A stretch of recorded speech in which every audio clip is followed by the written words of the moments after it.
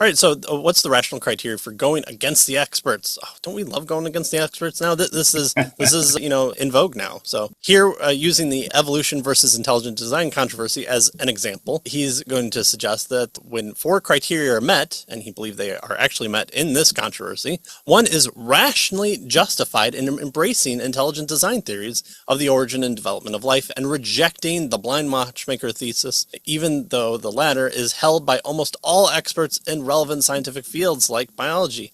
And so, again, why should this be the case? That there's so many people that have spoken, against this. A majority of people hold to it until the one doesn't, and then another doesn't, and another, and another, and soon, guess what? You have ellipses orbits, and you're able to track planets, and we're able to send men to the moon because those few people disagreed with the experts. And so that's not always going to be the case, but because science allows for those things and actually encourages those things, or at least it used to before, I was going to say 5 years ago, but we'll give it 20 years ago. That was the thing to do. That's the thing to try and do instead of silencing and having to do apologies, not apologetics, but apologies for any dissent among everybody. Yeah. All right. So this section now, he wants to cover then these rational criteria for going against the experts. When should we go against the experts? What allows us to say, no, I'm going to go against the experts? The experts are wrong or maybe wrong in this instance, right? And especially he's going to focus on, the idea of intelligent design and evolution. So the first thing he says is the very first thing is we need to make sure that there's not an alternative interpretation of the Bible that is interpretively reasonable and that resolves the tension. So if there's a tension between the two different positions, we want to make sure that our interpretation of the Bible is correct. And there may be an interpretation of the Bible that allows for both positions to be held, right? Now, probably not in this case, but that's one way to look at it. So that's the first thing. Make sure that there's not an alternative interpretation of the Bible that is reasonable and that resolves the tension between the two positions.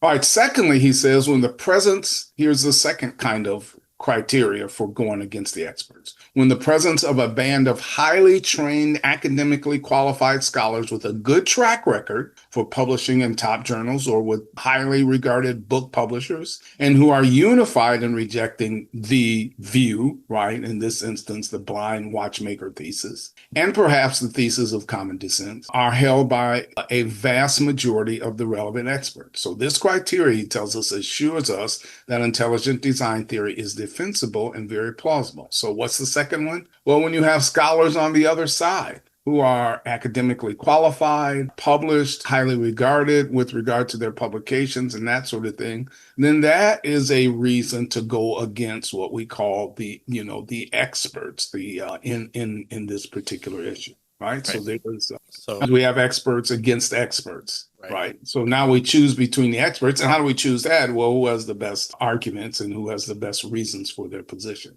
And again, the underpinnings of the Christian worldview has helped to establish even these criteria that ultimately kick them out. So this wanton desire to constantly get better, it's embedded within the system. So, a group of YouTubers can get together and agree upon certain things. And while those might start to move the conversation to this alternate theory against the experts, it's really going to be people who are set in a discipline, who have good methods, who are able to reproduce certain techniques, who are able to find agreement, who are able to publish within people with high academic qualifications of publishing. And so, again, it's working within the system that was helped created from the Christian worldview here. So he says if you look at the resumes of top advocates of intelligent design, they all have one or two doctorates from well-regarded universities, and their writing are rigorous, scholarly, and very well informed. The amount of people who have come out since the 1995 kind of big push for intelligent design has been growing. In fact, it's been even more growing.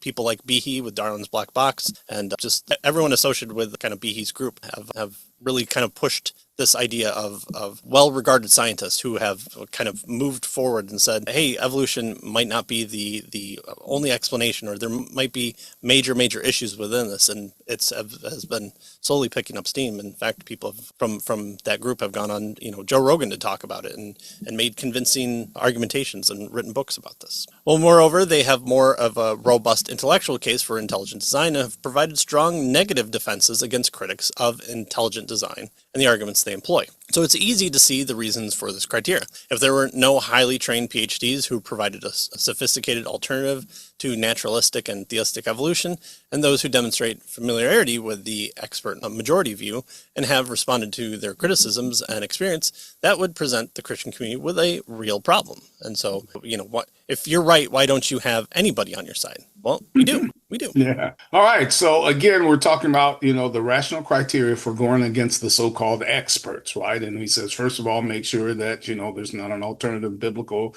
interpretation so that there is no conflict. Secondly, if you have other highly trained experts that, against the particular majority opinion, that's a reason why you can do it. Thirdly, he says, when there are good historical, sociological, or theological explanations, notice, for why the expert majority holds to the problematic view, in this case, evolution, instead of their adherence to the problematic view being largely a rational commitment based on a lot of good arguments and strong evidence. All right, so now he's going to pursue this. So notice this third one. There are good historical, sociological, or theological explanations for why the experts hold the particular problematic view that they hold. And so he's going to explain each one of these. Right. Well, historically, it is very plausible that the shift from creationism to evolution was the publication of Charles Darwin was not a function of evidence. Rather, it was an expression of the desire to get rid of theology and science, especially in biology, geology, and paleontology, and thus to naturalize the study of science. Wait. I thought it was about finch beak sizes. Just those Isn't finch. that- Yeah. The That's beagle. right. This finch beak has one size of a beak, and this finch beak is another size. There's your evidence, right? If only we kept the USS Beagle out at sea, or the HMS Beagle out at sea, it would have solved a lot of problems. Yeah. Look at the people that helped Darwin publish The Origin of Species and the reasons behind that. And Darwin he popularized it. He didn't come up with this one. And in fact, now it's passé for Darwin's ideas, specifically that type of evolution thinking within it. But that was the big push there.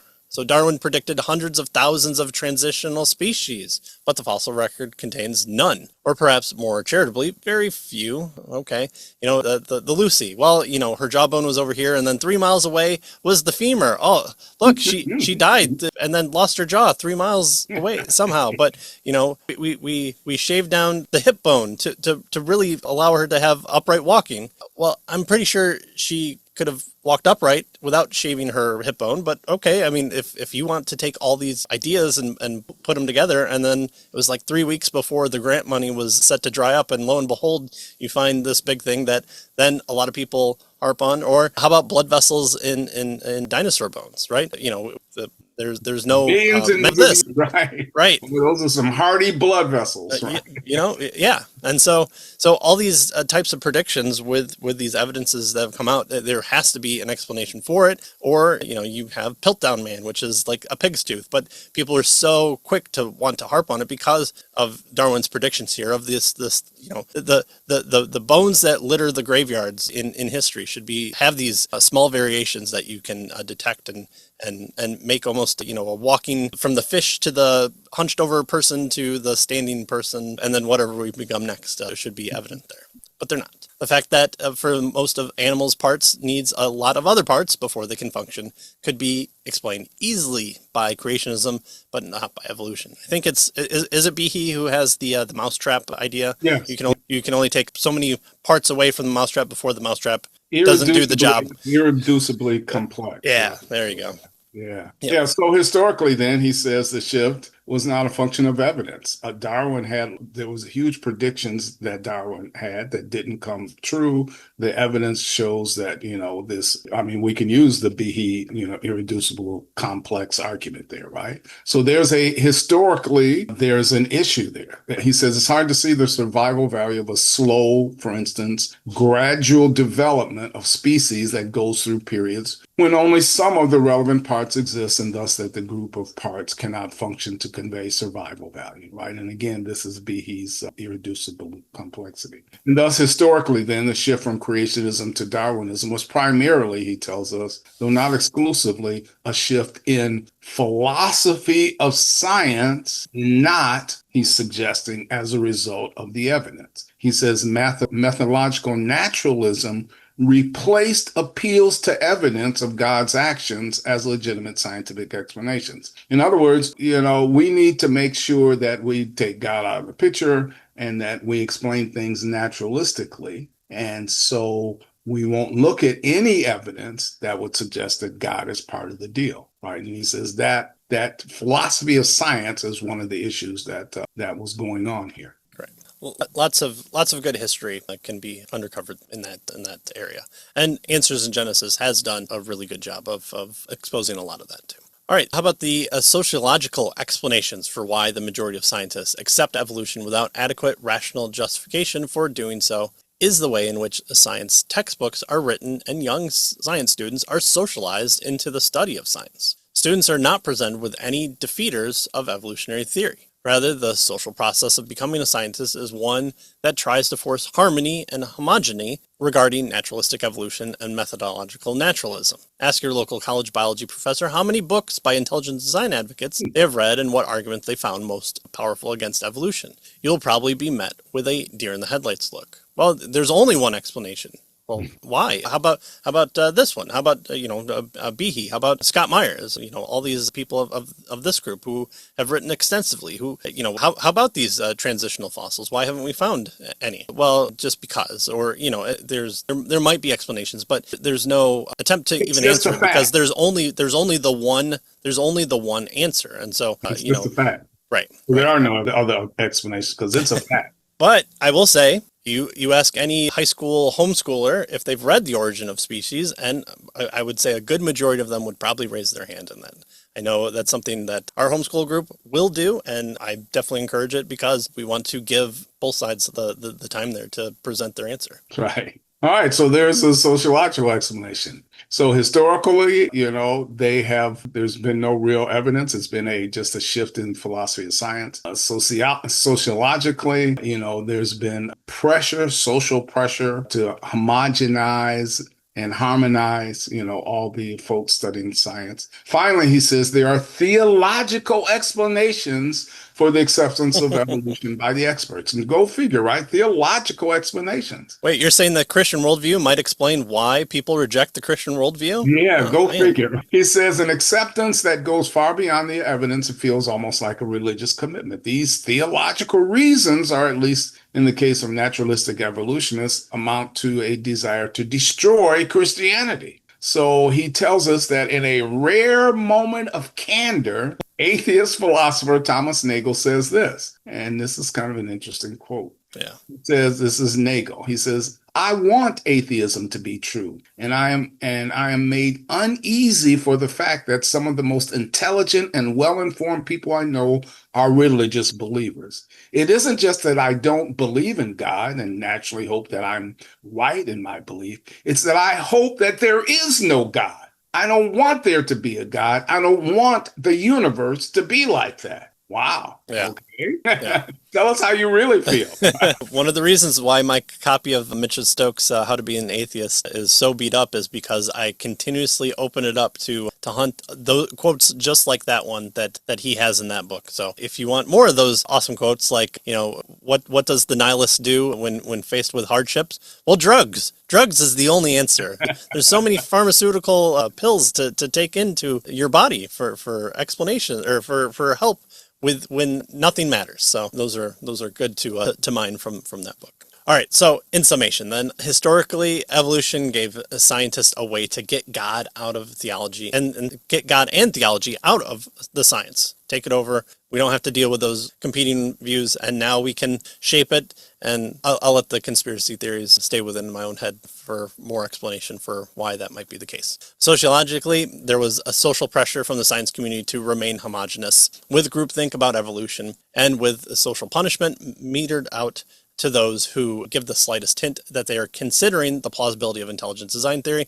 The example I always bring up is that Nature article where a translated Japanese science paper translated something like the hand of God. And there was a retraction and letters and oh my goodness, we're so sorry. We didn't mean to suggest anything possibly like this. It was a mistranslation. And it's like, well, guys, settle down. Like it's sometimes just a turn of a phrase, but all right.